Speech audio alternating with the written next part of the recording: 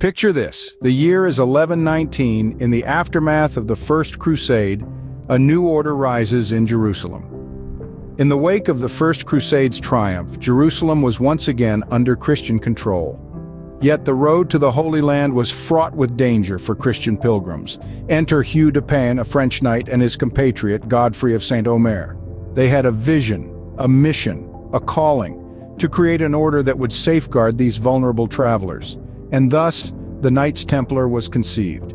This order, officially sanctioned by the Church, was unlike any other. They were warrior monks, bound by the vows of poverty, obedience, and chastity. But don't let those vows fool you. These were not your average monks. They were skilled fighters, trained to protect and serve in the name of their faith.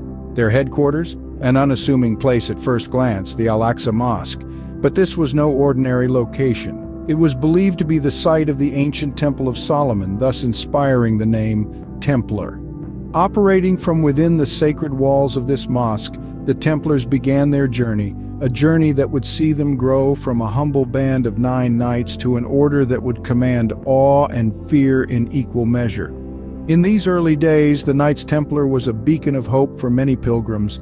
Their dedication to their cause, their unwavering faith, and their willingness to lay down their lives for their brethren was admirable.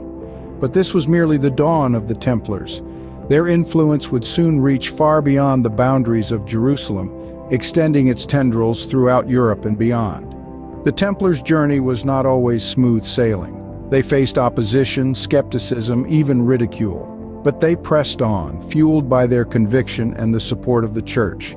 They were destined for greatness, destined to etch their name into the annals of history. But little did they know the trials and tribulations that awaited them. And thus, in the heart of Jerusalem, the Knights Templar was born. As word of the Templars spread, their ranks swelled and their influence reached far beyond Jerusalem. The 12th and 13th centuries witnessed the rapid expansion of this military order throughout Europe. They were no longer just knights on a holy mission. They had become a force of their own, a power to be reckoned with. The Templars started acquiring lands and properties, not just in the Holy Land, but across the entire continent. These acquisitions were often the result of donations by nobles and monarchs who were eager to gain the favor of this increasingly influential order. Estates, farms, mills, and even entire villages fell under their control, becoming important sources of revenue. But their expansion was not just about amassing wealth. It was also about extending their influence and power. The Templars established a network of commanderies or fortified estates that stretched from England to Portugal, from Scotland to Cyprus. These commanderies served as the Templars' administrative centers, recruitment posts, and training grounds for new members. In the midst of this expansion, the Templars never lost sight of their original purpose. They continued to participate actively in the Crusades, distinguishing themselves in key battles against the Muslim forces. The Battle of Montgisard in 1177 was a notable example. Against overwhelming odds, a small Templar force led by the legendary Grand Master Gerard de Riedefort managed to defeat a much larger Muslim army. The Battle of Hattin in 1187, however, was a different story. Despite their bravery and skill, the Templars, along with the rest of the Christian forces, suffered a crushing defeat. This loss marked a turning point in the history of the Crusades, leading to the eventual loss of Jerusalem to the Muslims. But even in defeat, the Templars remained a symbol of courage and determination. Their reputation only grew, attracting more recruits and more resources. With each victory, the Templars grew stronger, more influential, and incredibly wealthy. Their rise to power was a unique phenomenon in the annals of history, a testament to their organizational prowess, military skill, and unyielding spirit. The Templars were not just warriors, they were also bankers, landowners, and some of the wealthiest people in medieval Europe. Their wealth was not solely based on their military prowess, but also on their shrewd financial acumen. They were wise investors and keen businessmen who understood the power of economic leverage. From humble beginnings, they grew their resources exponentially. They received donations from nobles and monarchs who gave them land, money, and other valuable assets. These donations were often made in the hope of securing a place in heaven, a concept the Templars were more than happy to encourage. In addition to these donations, they also inherited vast estates from knighted members who had taken vows of poverty. As per these vows, the knights relinquished all personal property to the order upon joining. Over time, these inheritances added up, leading to the Templars acquiring a vast portfolio of estates scattered across Europe. But their wealth didn't stop at land and gold. The Templars established one of the first multinational corporations in history, and they were pioneers in the world of banking. They developed an early form of banking system that allowed pilgrims traveling to the Holy Land to deposit funds in their home country and withdraw them in the Holy Land. This system not only provided a safe and convenient method of carrying money for pilgrims, but it also allowed the Templars to lend out the money and earn interest, further increasing their wealth. Their financial systems and vast wealth gave them significant political and economic clout. They were courted by kings and queens, and their influence was felt in the highest echelons of power. They were a force to be reckoned with, both on the battlefield and off it. Their wealth and influence were immense, but with great power comes great suspicion. In the early 14th century, the tide turned against the Templars. The Knights Templar, once the symbol of Christian military might, were about to face their downfall. Their unprecedented wealth and power had sown seeds of suspicion and envy. The order found itself in the crosshairs of one of the most powerful men of the time, King Philip IV of France. King Philip, burdened with debts to the Templars, saw an opportunity to rid himself of his financial obligations. He skillfully exploited the growing distrust toward the order, painting them as heretics and enemies of the faith. On Friday the 13th of October 1307, a day that would live in infamy, he ordered a mass arrest of the Templars.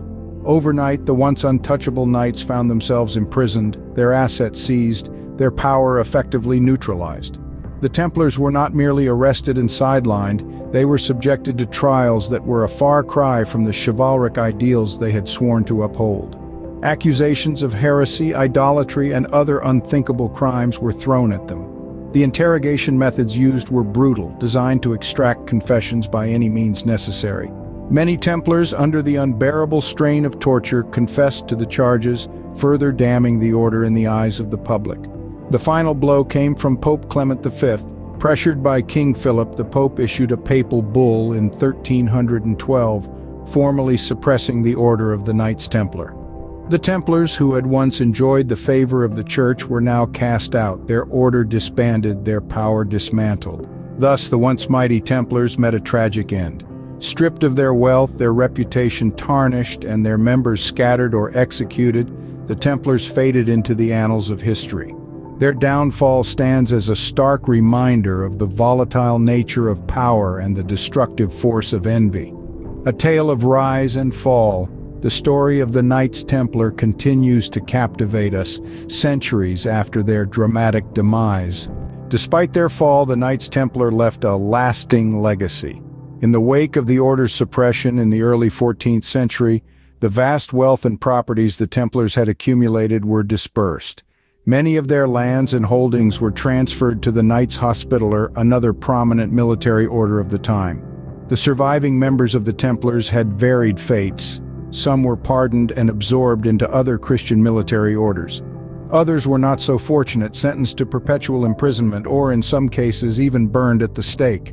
Yet in spite of their physical disappearance, the Templars managed to persist in a different form, as icons of history and culture.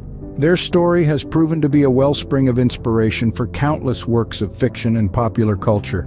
From the pages of novels to the frames of Hollywood films, the Templars have been portrayed as both heroes and villains, as noble warriors and as conspirators hoarding secrets of unimaginable power.